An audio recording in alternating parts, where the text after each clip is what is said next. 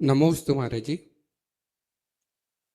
महाराज जी, जिनवाणी में एक बात आती भोजन को लेके कि हम लोगों को शुद्ध आहार करना चाहिए और उसमें कई सारी मर्यादाएं और काफ़ी चीज़ें दी है। वैसे ही जिनवाणी में एक चीज़ आती है कि जो धन है वो भी न्याय नीति से कमाकर दान करना चाहिए। परंतु कई बार ऐसा देखने में आता है कि जो न्याय नीति से नहीं कमाते वो भी अच्छा दान करते हैं।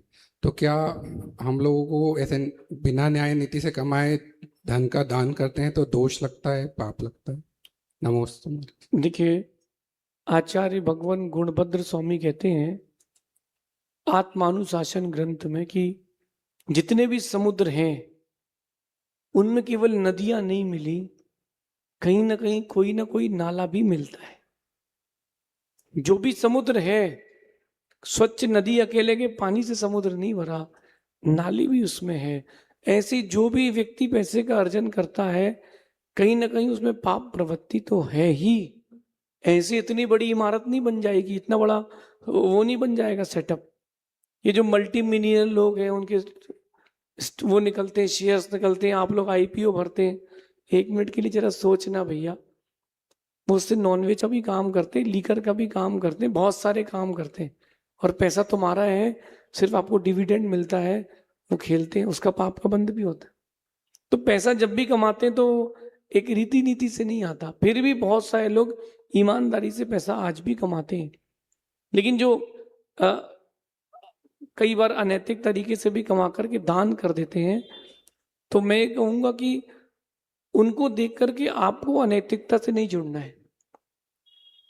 अगर किसी व्यक्ति ने गलत काम करके पैसा कमाया है तो और उसने दान कर दिया उसमें से कोई हिस्सा, तो जो उसने जिस प्रक्रिया से कमाया है उसका पाप बंद होगा, 100% होगा।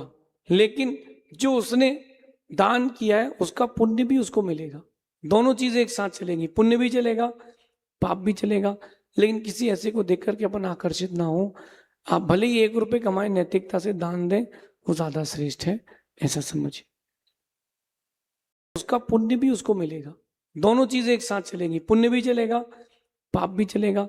लेकिन किसी ऐसे को देख करके अपन आकर्षित ना हो। आप भले ही 1 रुपए कमाए, नैतिकता से दान दें, वो ज्यादा श्रेष्ठ है, ऐसा समझिए।